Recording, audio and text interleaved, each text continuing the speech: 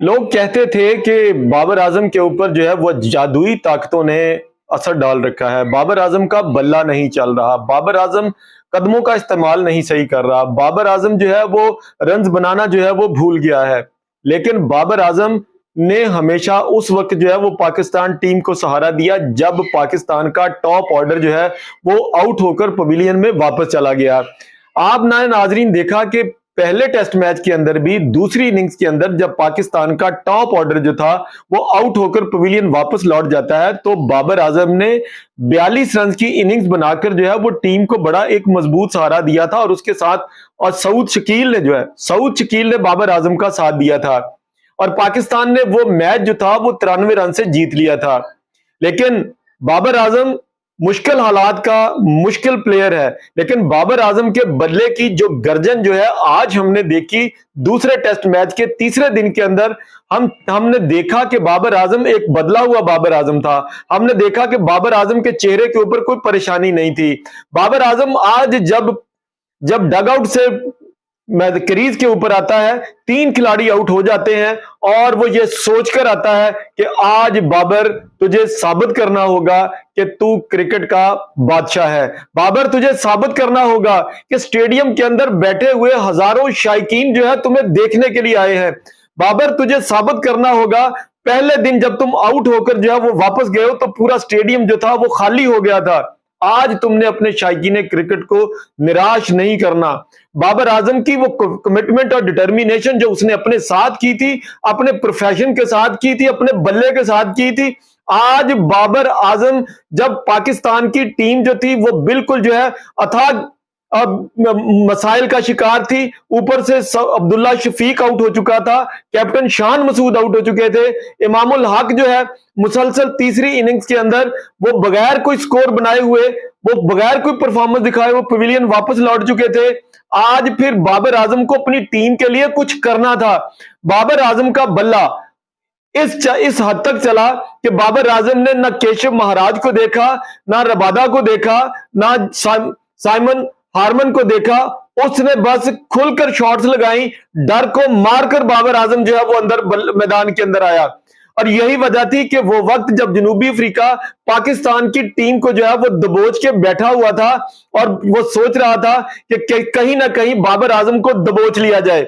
और यही वो वक्त था कि जब बाबर आजम के खिलाफ जनूबी अफ्रीकन प्लेयर 2 मरतबा रिव्यू में गए और बाबर आजम के आज लक थी, आज बाबर आजम का दिन था कि बाबर आजम जो था वो दोनों मर्तबा जो है वो रिव्यू के अंदर जो है वो कामयाब रहा। जनूबी अफ्रीकन के 2 रिव्यू भी खाली गए। लेकिन ऐसे में जब पाकिस्तान की टीम जो थी वो महज जो है वो महज 16 रन के ऊपर जो है वो उसके 3 खिलाड़ी जो थे आउट होकर पवेलियन जो है वो वापस लौट चुके थे, तो बाबर आजम ने टीम को मजबूत सहारा दिया। बाबर आजम ने अपनी इनिंग्स के अंदर जो है वो खुलकर निडर होकर 7 चौके लगाए और तीसरे खेल के इख्तिताम पर बाबर आजम जो अपनी क्रीज के ऊपर मौजूद थे 49 रन बना चुके थे और उनकी इस 49 रन की इनिंग्स में उन्होंने 83 गेंदों का सामना किया, उन्होंने 7 चौके लगाए। नाजरीन, ये बाबर आजम के हवाले से जो बहुत सारे यूट्यूबर्स, बहुत सारे जो है वो हेटर्स और खास तौर पर जो है वो बाबर आजम के हम असर जो बाबर आजम को अच्छा नहीं समझते, शायद उनकी हिटिंग की वजह से बाबर आजम के ऊपर जो एक डाउनफॉल आया वो अभी तक जो है वो चल रहा है। हमारी ये दुआ है कि बाबर आजम कल जनूबी अफ्रीका के खिलाफ बाबर आजम का बल्ला चले और बाबर आजम जो कि जनूबी अफ्रीका के खिलाफ अभी तक अपना कोई शतक जो है वो नहीं लगा सके, यानी कि सेंचुरी नहीं बना सके। हमारी ये ख्वाहिश है कि बाबर आजम का कल बल्ला पूरे मैदान के अंदर चले, बाबर आजम जो है वो 100 बनाकर अपने शायकीन क्रिकेट को जो है वो उसके दिल को खुश कर दें। बाबर आजम अपनी टीम को एक मजबूत स्ट्रॉन्ग फुटिंग के ऊपर ले जाए कि पाकिस्तान कल का मैच जो है वो बासानी एक भंवर से निकालकर उसको सेफ जोन के अंदर ले जाए। लेकिन ऐसा करने की सलाहियत इस वक्त क्रीज पर खड़े हुए सिर्फ 2 लोग ही कर सकते हैं, उनमें एक मोहम्मद रिजवान है। लेकिन मोहम्मद रिजवान आज क्रीज के ऊपर कुछ डगमगाहट का शिकार थे, उनका बल्ला चल नहीं रहा था। एक वक्त तो ऐसा आया कि उनके खिलाफ रिव्यू बनता था, लेकिन एडन मार्करम ने वो रिव्यू जो था वो बाबर आजम के लिए बचा कर रखा हुआ है कि वो रिव्यू बाबर आजम के 2 रिव्यू डिस्कस हुए। मोहम्मद रिजवान के खिलाफ उन्होंने रिव्यू लेना मुनासिब नहीं समझा, लेकिन शोमई किस्मत जनूबी अफ्रीका की ये बदकिस्मती थी कि अगर जनूबी अफ्रीकन प्ले कैप्टन वहां पर रिव्यू ले लेते तो शायद मोहम्मद रिजवान की विकेट जो थी वो 5वीं विकेट जो है वो गिर जाती और पाकिस्तान जो था फिर जो है मसाइल का शिकार हो जाता। लेकिन नाजरीन अब देखना यह है कि वो लोग जो बाबर आजम के ऊपर हिटिंग करते थे T20 वर्ल्ड कप के एशिया कप के अंदर बाबर आजम को जो है वो शामिल नहीं किया गया। आपका क्या ख्याल है कि अगर बाबर आजम एशिया कप के अंदर होता, आज जिन मुश्किल हालात में बाबर आजम ने अपने बल्ले को चलाया है, क्या अगर बाबर आजम एशिया कप के अंदर होता और जिस तरह साहबजादा फरहान ने फाइनल के अंदर पाकिस्तान को इनिंग्स बनाकर दी थी, अगर बाबर आजम वहां पर मौजूद होता तो आपका क्या ख्याल था कि हम इंडिया को वो मैच जीतने देते? ये सिर्फ और सिर्फ जो है बाबर आजम को खुडे लाइन लगाने की जो पॉलिसी है वो आड़े आ रही है कि बाबर आजम को T20 के मैदान के अंदर उतरने ही नहीं देना। पाकिस्तान, मैं कहता हूं कि इससे बड़ा जब आपका अपना ही दोस्त जो है वो दुश्मन बना हो, जब आपके सिलेक्टर ही आपकी टीम के दुश्मन बने बैठे हो, तो उसमें बाबर आजम या मोहम्मद रिजवान जो है वो क्या कर लेंगे?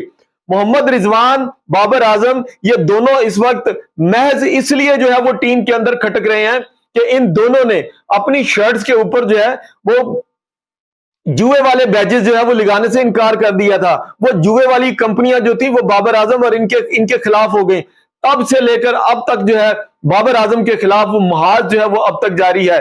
और हो सकता है हम ये कह सकते हैं कि बाबर आजम के खिलाफ ये जितने भी यूट्यूबर जो हैं, हो सकता है कि ये उनके पेड कंटेंट के ऊपर जो है वो काम कर रहे हो, क्योंकि इनको बाबर आजम के खिलाफ बात कर जब तक बात ना करें इनके व्यूज जो है वो बनते नहीं है। बाबर आजम के खिलाफ बात ना करके इनका हाजमा दुरुस्त नहीं होता। बड़े बड़े टीवी चैनल्स के ऊपर बैठकर बाबर आजम के खिलाफ जो लोग हेटिंग स्पीच किया करते थे, आज बाबर आजम के बल्ले ने जिस मुश्किल हालात में पाकिस्तानी टीम को उस भंवर से निकाला है, आज सब के सब जो थे वो बाबर आजम की तारीफों के पुल बांध रहे थे। और यहां तक के चूंकि पाकिस्तान इस मैच को, टेस्ट मैच को व्हाइट वॉश करना चाहता है जनूबी अफ्रीका के खिलाफ, और यह उसी सूरत में मुमकिन होगा कि बाबर आजम कल के मैच के अंदर जो है वो सेंचुरी बनाएं और पाकिस्तान के स्कोर को इतना मजबूत ले जाएं कि जनूबी अफ्रीका के लिए उस स्कोर को चेज करना मुश्किल हो जाए। तो बाबर आजम कल के मैच का हीरो भी होगा। बाबर आजम की तारीफों में वही हेटर्स जमीन आसमान के आपको कलाबे मिलाते हुए नजर आएंगे। नाजरीन, बाबर आजम हमारे पाकिस्तान का हीरो है। नाजरीन, बाबर आजम हमारे देश का हीरो है। बाबर आजम क्रिकेट का हीरो है। बाबर आजम शायकीन क्रिकेट के दिलों का हीरो है। बाबर आजम दिलों के ऊपर राज करने वाला है। बाबर आजम को इतनी कड़ी सजा मत दीजिए कि बाबर आजम क्रिकेट से दूर होकर पाकिस्तान की क्रिकेट को खुदा ना खास्ता जवाल पजीर का शिकार हो जाए। अपने कमेंट के अंदर बताइएगा कि बाबर आजम का बल्ला अगर कल चलेगा तो वो कितना स्कोर जो है वो जनूबी अफ्रीका के खिलाफ मारेगा।